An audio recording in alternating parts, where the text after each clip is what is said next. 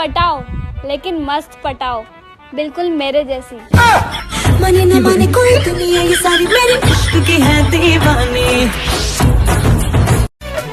तू तो रहलू अपना मन के मालिक, तोहरे हाथ को बधाइल ना रहे।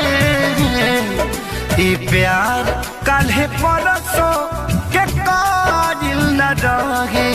भुला गइलू ऐसे जैसे भाजिल न रहे। ई प्यार काल्हे परसों